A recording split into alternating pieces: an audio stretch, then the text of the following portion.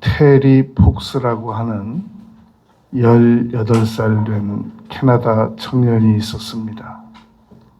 이 청년이 병원에 가서 진단을 받은 결과 오른쪽 무릎 이하를 잘라야만 하는 이 암에 걸립니다.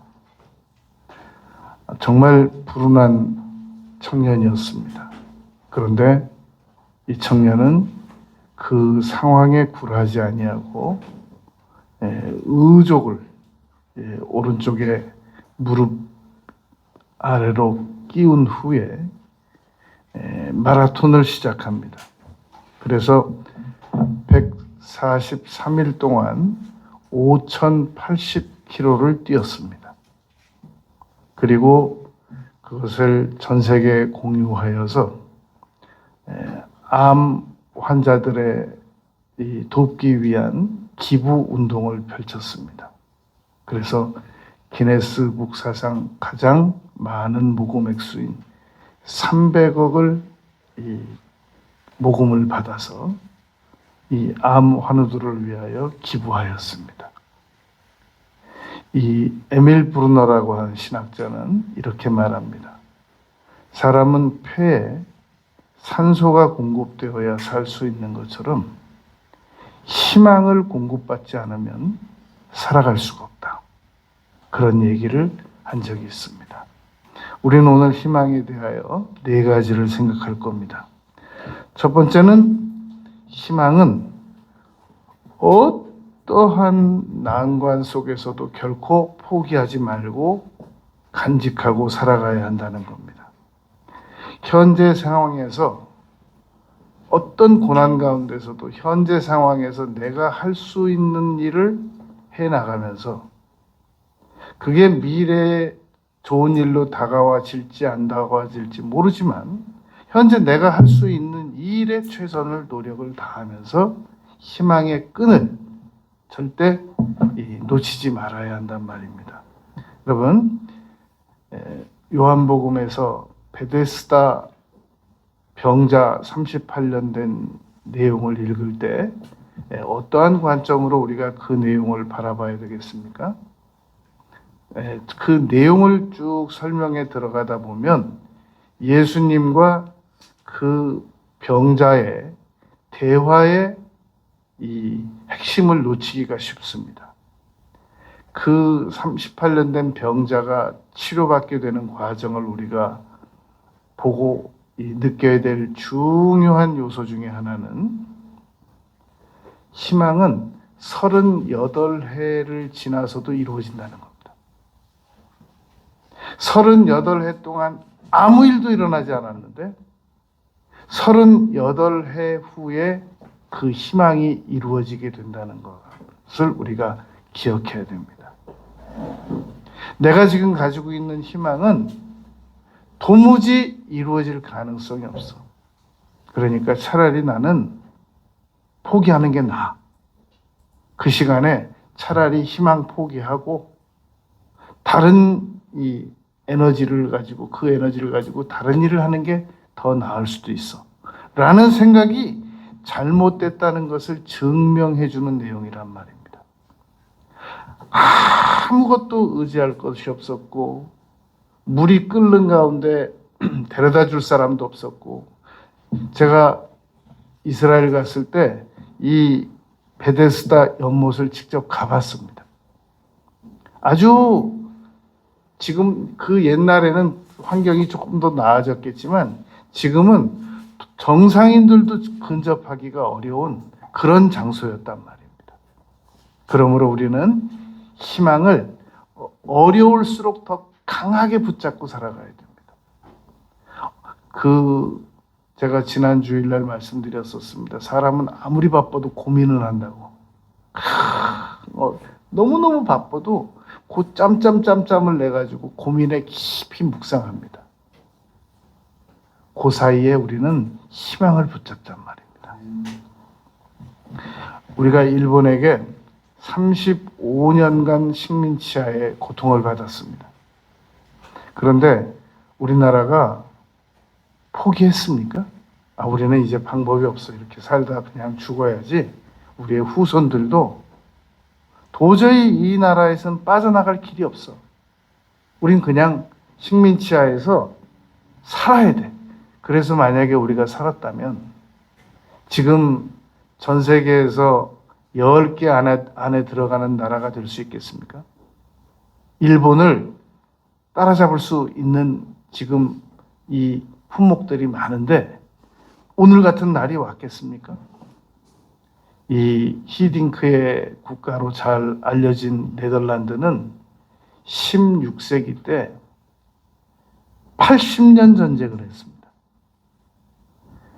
이 스페인에게 이 빠져나오기 위해서 네덜란드 독립전쟁이라는 말도 있고 80년 전쟁이라고도 불려지는데 얼마나 극렬하게 견뎌낼 수 있었겠습니까? 그러니까 히딩크가 그런 자기 나라에 그런 아픔이 있었기 때문에 우리나라를 이해하는 데 훨씬 더 도움이 됐을 겁니다. 여러분, 우리는 어떤 어려움이 있어도 희망만은 포기하지 말아야 됩니다. 너무나도 많은 사람들이 희망을 포기합니다. 예를 들어 보겠습니다. 내가 누군가를 나에게 잘못하고 반성도 안 하고 회개도 안 하는 사람에게 희망을 포기하기가 쉽습니다. 그건 인간되긴 틀렸어. 그건 인간도 아니야. 그러기가 쉽단 말입니다. 그런데 희망을 가지는 겁니다. 언젠간 변할 거야. 언젠간 깨달을 거야. 언젠가는 돌아오는 날이 있을 거야. 아니, 어차피 똑같은 상황이에요. 나에게 피해를 입힌 것은 같은 상황이란 말인데 이건 변할 수 없는 상황이란 말입니다. 이제 생각만 둘 중에 하나로 하면 되는 겁니다. 이건 인간되긴 틀렸다. 또 하나는 언젠간 깨달을 것이다. 언젠간 회개할 것이다. 어떤 게 더 낫냔 말입니다. 희망적인 생각을 가지는 것이 훨씬 더 우리의 건강에도 좋고 마음에 드시운 뼈를 상하게 하느니라고 잠언에서 말씀했는데 건강에도 좋고 유익에도 좋단 말입니다. 여러분, 사람이 보통 한 2, 3일 지나면 자기 잘못을 깨달을 것 같지만 그렇지 않습니다. 보통 10년은 넘어야 깨닫습니다. 그리고 20년, 30년. 보통 사과하는 통계를 보면 그때 내가 잘못했어 라고 사과하는 통계를 보면 한 40년씩 걸립니다. 그러니까 우리는 희망을 강력하게 붙들고 인간관계에서도 희망을, 일에서도 희망을, 사업에서도 희망을, 환경에서도 희망을, 관계에서도 희망을, 우리 국가적인 상황에 대해서도 희망을 가져야 된단 말입니다. 강하게 붙들어야 됩니다. 놓치지 말아야 됩니다. 그런데 너무나도 함부로 희망의 끈을 놔버린단 말입니다. 여러분, 에스겔서 37장은 희망을 논하기에 아주 좋은 내용입니다. 완전히 뼈였어요. 살도 없었어요. 뼈들만 가득한 골짜기로 하나님께서 에스겔을 데리고 가셨습니다. 인자야, 이 뼈들이 능히 살겠느냐? 주께서 하시나이다 라고 말했는데 정말 군대가 일어나서 군대가 됐단 말입니다. 여러분, 어떠한 난관적인 상황에서도 희망을 포기하지 않는 사람들은 그 희망의 결과를 봅니다. 여러분, 하나님께서 우리에게 뭔가를 베풀어 주시려고 하다가도 우리가 완전히 희망을 포기하고 너무 절망적인 생각에 사로잡혀 있지 않습니까? 그러면 내 믿음대로 될지어다 라고 하고 더 이상 축복을 못 하실 경우가 많습니다. 우리 사람도 마찬가지입니다. 사람도 도저히 가능성이 없는데 어떻게라도 막 해보려고 끝까지 희망의 줄을 포기하지 않으면 계속 같이 연구합니다. 저 안 되겠다. 이게 안타까워서 어떻게 무슨 수를 내야지. 그런데 말을 탁 들어보니까 희망의 줄을 딱 놨어요. 이게 더 이상 가능성이 없다는 겁니다. 그러면 우리도 같이 희망의 끈을 놓게 됩니다. 그래, 그러면 다음 기회에 하자. 그러나 도저히 불가능한 상황인데도 막 끝까지 포기를 안 하고 희망을 가지면 아무튼 어떻게 해서라도 도와봐야 되겠다라는 희망의 끈을 놓치지 않게 된단 말입니다. 여러분, 그러므로 희망을 가져야 됩니다. 저는 그 탤런트 김수미 씨의 간증을 듣고 1년에 한 번 정도, 2번 정도 생각을 합니다. 그 김수미 씨 간증을 들었는데 어렸을 때 그 동네에 그 도지사 집이 이사를 왔더랍니다. 근데 그 도지사 집 딸은 너무너무 예쁜 신발을 신었더라는 겁니다. 그러니까 이 김수미 씨도 그걸 신고 싶어가지고 그 집안 형편이 안 되는데 졸랐답니다. 그랬더니 어머니가 오죽 하다 안 됐으면 배추 한 다라이를 주면서 이거 네가 시장 가서 팔아가지고 신발 사. 그랬더랍니다. 그걸 신발 그 하나 얻겠다는 일념으로 그 배추를 시장으로 가지고 가서 그 초등학교밖에 안 된 아이, 김수미 어린아이가 하루 종일 있었대요. 저녁에 와가지고 누가 그 배추를 다 한몫에 사들하지 않습니까? 엄마가 보낸 사람이에요. 그 돈으로 신발 샀대요. 아니야, 우리 집은 신발 살 능력이 안 돼. 내 형편에는 이런 일은 이루어질 수 없어. 내가 이 상황에서 무슨 희망을 가져. 근근히 밥 먹고 살면 다행이지.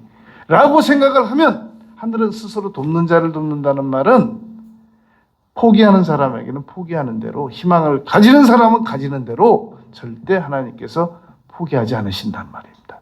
여러분, 오프라 윈프리 같은 분은 정말 도저히 어떻게 생각을 해봐도 그 미국의 100대 인물 안에 들어갈 수가 없는 여성이에요. 흑인 여성이죠. 비만했죠. 마약 중독 경험이죠. 여러 아픔들이 많이 있었는데도 불구하고 이 여성은 포기할 줄 모르는 여성이에요. 희망을 포기할 줄 모르는 여성이란 말입니다. 두 번째, 희망은 여러분 어떤 우리가 자기 위치를 올바르게 파악을 하면서 희망을 가져야 됩니다.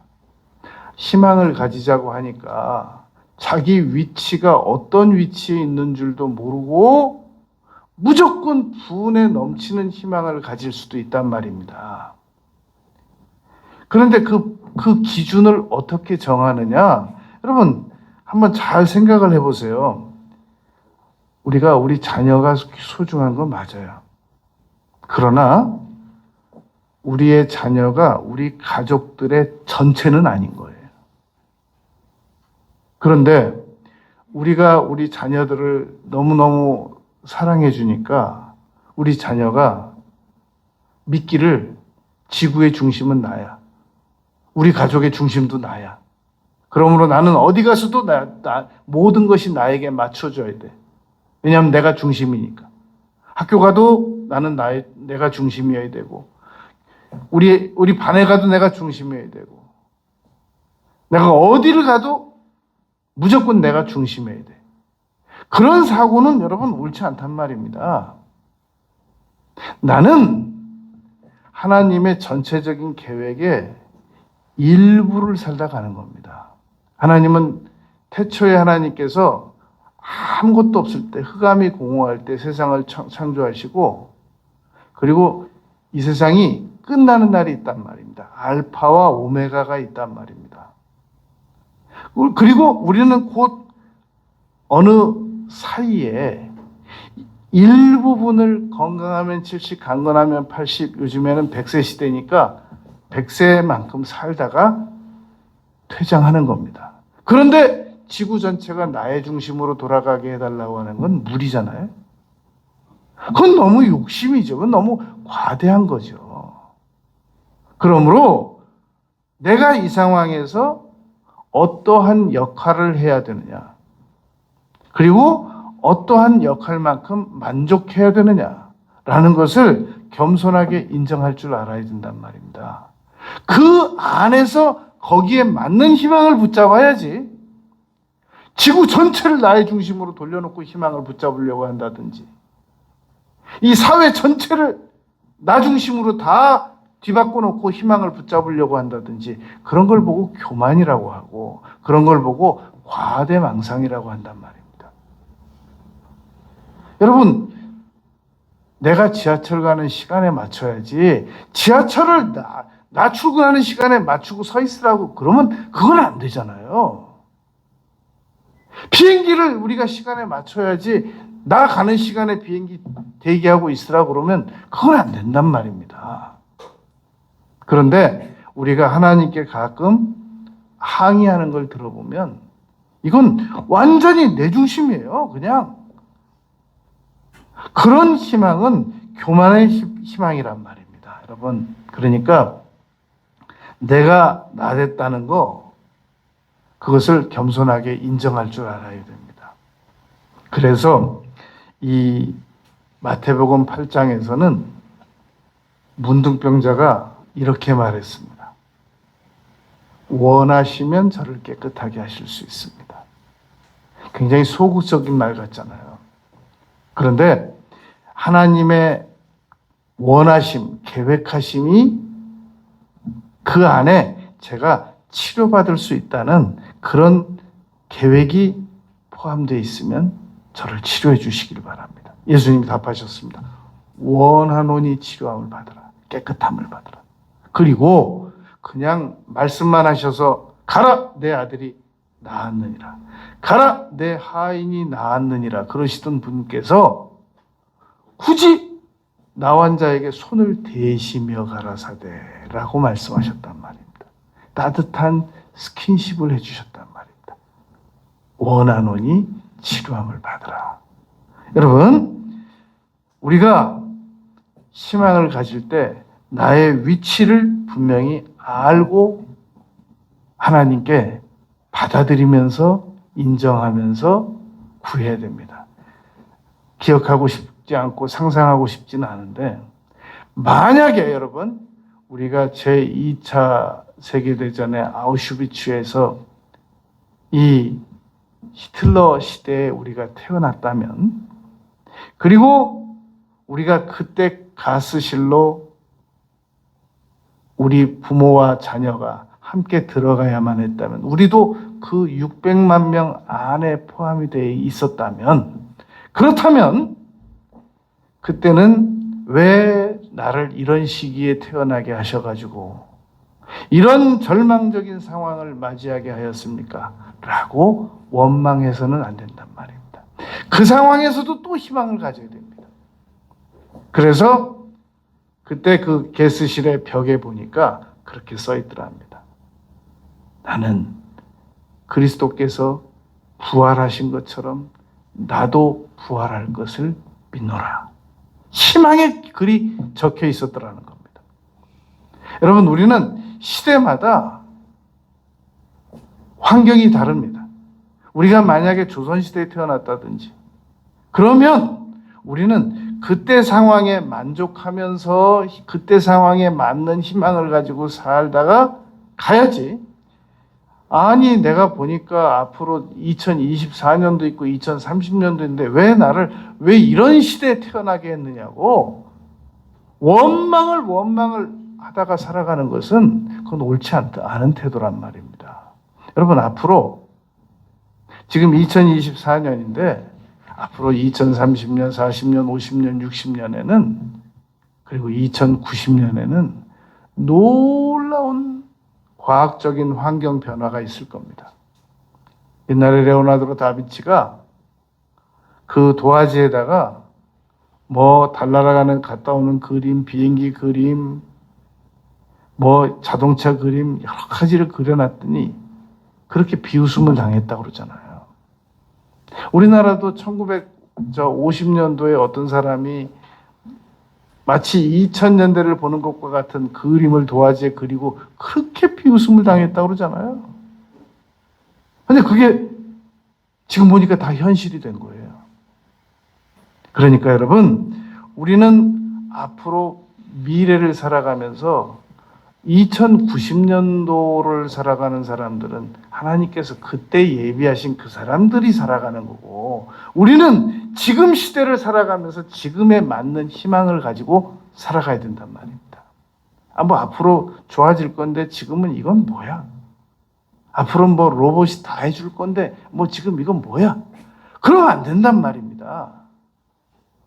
그래서 오늘 욥은 이렇게 말한단 말입니다. 나의 가는 길을 그가 아시나니 그가 나를 단련하신 후에는 내가 정금 같아질 것이다. 그러니까 우리는 여러분 어떤 고난 중에서도 희망을 포기하지 않아야 하며 희망을 가지면서 나의 위치를 잃어버려서는 안 된단 말입니다. 나의 현실적 상황을 잃어버려서는 안 된단 말입니다. 공손함과 겸손함을 가지고 희망을 붙들어야지 막 교만해가지고 원망불평하면서 희망을 붙든다는 그것은 아주 아름답지 못한 태도란 말입니다. 세 번째, 희망의 노력은 성실한 이 노력과 일직선상에 있어야 됩니다. 희망을 가지려니까 희망만 가지고 아무 고생도 안 하려고 그러고 아무 심으려는 노력도 없고 아무 노력도 안 해요. 그리고 마치 하늘에서 무슨 금싸라기 떨어질 것처럼 아무 노력도 안 하고, 여러분 상상력이라는 것이 너무너무 좋은 것입니다만 잘못된 상상력을 가진 사람들은 완전히 백수 상상력을 가지게 됩니다. 그래서 아무 노력도 안 해요. 여기까지 내가 노력해봤자 내가 상상하는 일만 제대로 이루어지면 이건 그냥 아무것도 아니야. 이건 다 쓸모없는 게 되는 거야. 그러므로 내가 이런 일에 지금 열심히 끌려다니고 노력할 사람이 아니야. 내가 지금 나 이러려고 태어난 거 아니야. 나는 앞으로 보통 사람 두고 봐. 보통 사람이 아닌 사람이 될 거야. 그리고는 허황되게 아무것도 노력을 안 해요. 그런 이 희망과 일직선상에 없는 노력과 희망과 노력과 일직선상에 없는 허황된 희망은 그것은 성경적이지 못한 희망인 겁니다. 여러분, 환경만 달라지기를 바란다고 한다면 그것은 헛된 망상가라고 합니다. 우리는 내 소망에 기대에 합당한 열심히 노력을 해야 됩니다. 비록 내가 오늘 열심히 노력하던 일이 1년도 아니고 3년도 아니고 5년도 아니고 7년도 아니고 10년째 노력을 했는데 11년째 나에게 놀라운 일들이 다가와서 10년 동안 노력한 것이 아무 이 소용가치가 없다고 하더라도 최선의 노력을 다해야 됩니다. 사람은 여러분 무조건 이 미래에 일어날 일만 생각을 하고 아무리 봐도 이건 내 수준은 이 수준이 아닌 것 같은데 내가 왜 오늘 이렇게 살아가야 되는지 알 수가 없어. 나의 이 이상이나 기대나 이런 거는 도저히 이게 지금 내 수준이 아닌데 말이야. 이거 진짜 너무 이상하잖아? 그 생각이 이상한 거예요. 그 생각이 교만한 거예요. 그러므로 하나님께서 미래의 나에게 어떤 중요한 일을 맡기실지라도 오늘 나를 공손하게 하기 위해서 몇 마리의 양을 치게 하시는 겁니다. 여러분, 모세는 이스라엘의 대통령이었습니다. 그런데 그 모세가 처갓집에 가서, 그것도 자기 집 양도 아니에요. 처갓집에 가서 양 몇 마리 데리고 그리고 산에 이렇게 돌아다니다가 어느 날 떨기나무 불꽃에서 하나님 만난 거예요. 그것도 안 가겠다는 걸 굳이 가라고 그래가지고 가서 이스라엘의 영도자가 되고 80 넘어가지고 개울 하나도 건너가기 어려울 텐데 홍해 바다를 건너고 그 바닷속으로 10명만 끌고 들어가도 대단한 리더십인데 200만 명을 끌고 들어갔단 말입니다. 여러분, 그러므로 우리는 미래에 어떠한 일이 일어날지라도 오늘 최선의 노력을 다해야 된단 말입니다. 끝으로 저희들이 오늘 이 희망을 붙들기 위해서 강력한 기도를 드려야 됩니다. 여러분, 너무나도 많은 사람들이 기도하면서 절망합니다. 기도하면 희망이 생겨야 되잖아요. 근데 기도하면서 절망해요. 왜냐하면 나는 기도 체질이 아닌가 봐. 막 한 2시간 했나 보고 보면 10분밖에 안 지났고 몇 마디 하면 할 말도 없고 기도도 집중도 안 되고 왜 이렇게 나는 기도가 왜 이렇게 힘든지 모르겠어. 노벨상 수상 받은 테레사 수녀가 여러분 헨리 나우엔에게 편지를 보냈어요. 신부님, 저는 왜 이렇게 기도가 힘든가요? 답을 보냈어요. 신부님이 나도 마찬가지라고. 세상에 기도 안 힘든 사람 없거든요. 그런데 기도는 어떤 사람이 더 잘하느냐? 희망을 가진 사람이 잘합니다. 기도는 여러분 언제든지 내가 기도가 제대로 안 되거든 내가 희망이 부족하구나 라는 겁니다. 여러분 어느 그 기능의학자가 제가 지난해 저 지방에서 그 병원 원장하시는 기능의학자 한 분을 뵀어요. 그런데 이 기능의학자가 최근에 어느 유튜브에 나왔더라고요. 봤더니 제가 그분이 무슨 강조하는 그 의학 테마를 거의 다 아는데 오늘 새로운 1분짜리 유튜브를 하나 봤어요. 이렇게 말해놨더라고요. 비타민 C가 웬만하면 다 맞는데요. 그런데 비타민 C를 먹었는데도 효력이 발생이 안 되는 것 같은 사람이 있대요. 그런 사람은 조사를 한번 해봐야 된대요. 정말 나에게 그 특이한 체질이 있대요. 대부분 이황재 교수님 말대로 하면 대부분 모든 사람은 비타민이 다 맞는데요. 그 장인어른 혈압 250씩 올라간 것도 비타민으로 고쳤대요. 비타민 C로.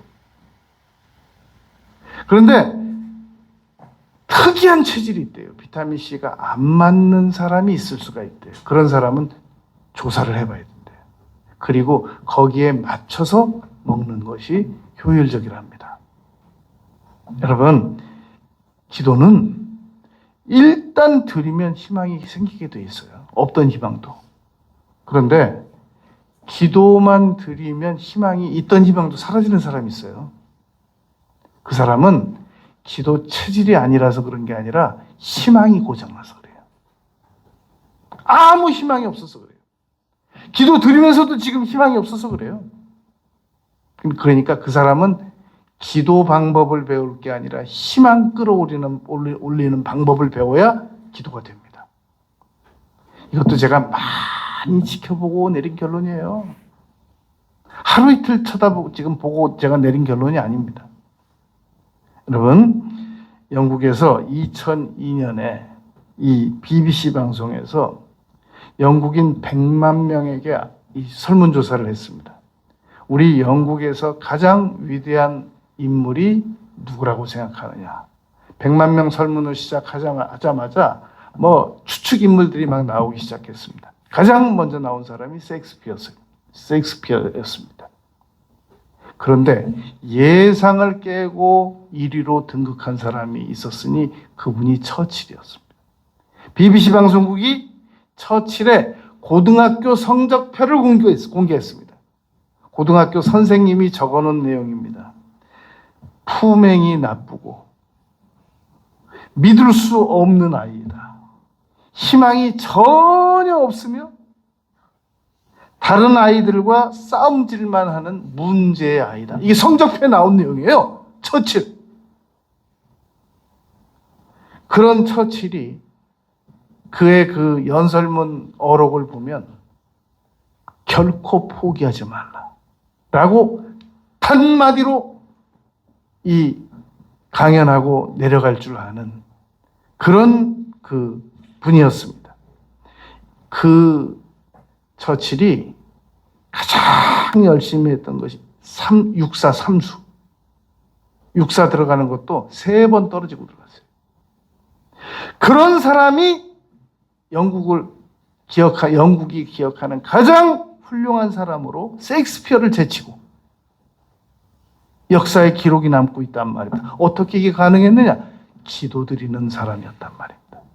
처칠은 기도드렸습니다. 그래서 그 기도를 통해서 그 영국을 연합군과의 전쟁 속에서 영국을 건져냈단 말입니다. 여러분, 우리가 예레미야 33장 1절, 2절, 3절 보면 예레미야는 도저히 빠져나올 수 없는 감옥, 그 구덩이 감옥 안에 들어있었습니다. 그때 하나님께서 말씀하셨습니다. 일을 행하는 여호와, 그것을 지어 성취하는 여호와, 너는 내게 부르짖으라. 부르짖으면 내가 너에게 생각도 못했던 크고 비밀한 일을 내가 너에게 알려주겠다. 야고보서 4장 2절, 너희가 얻지 못하면 구하지 아니합니다. 여러분, 우리가 기도를 드리면 희망이 생겨집니다. 그런데 희망이 기도를 드려도 안 생겨지거든. 그때는 다시 희망을 점검해 가지고 다시 기도에 도전하시기 바랍니다. 그러니까 나는 기도 잘하긴 틀렸어, 그러지 말란 말입니다. 오늘 욥기 본문 말씀을 보면 이러합니다. 23장 10절에 나에 가는 길을 그가 아신다 라는 말은 하나님께서 나를 방임하지 않으신다는 겁니다. 다 지켜보고 계신다. 그리고 나를 지금 훈련 중에 계시다는 겁니다.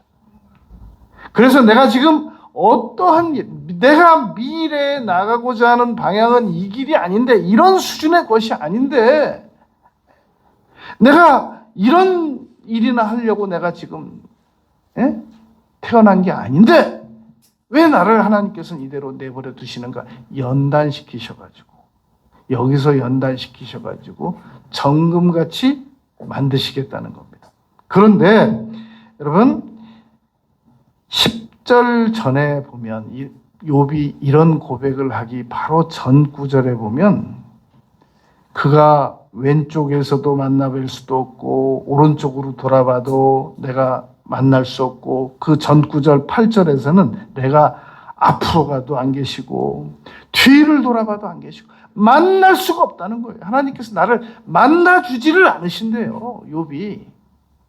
욥이 여러분 동방의 의인이었습니다. 별명이. 그런데 그런 욥도 훈련만 시키시지 하나님께서 만나주지를 않으신대요.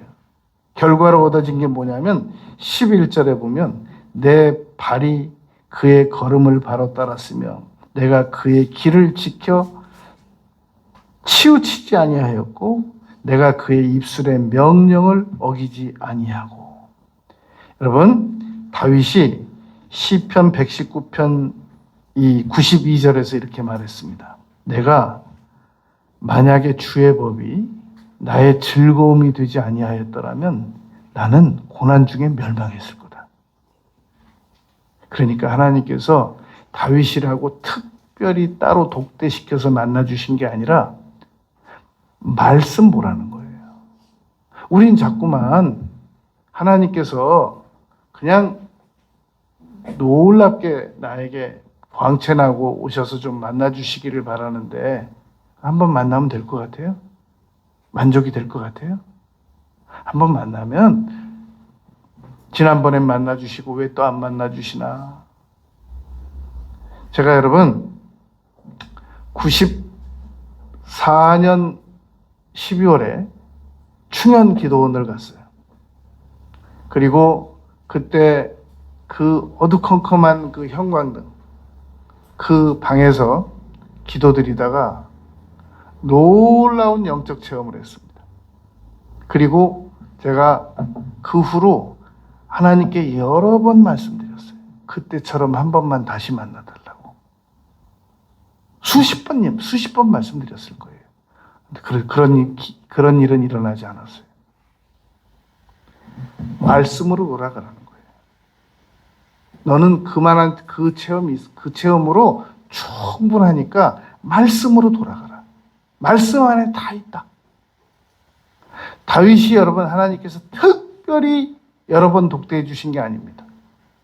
내가 고난 중에 말씀이 아니었더라면 나는 멸망했을 거다. 욥에게 하나님께서 말씀하신 겁니다. 말씀으로 돌아가라. 자꾸 나 불러서 직접 대면해서 말하려고 하지 말고 말씀으로 돌아가라.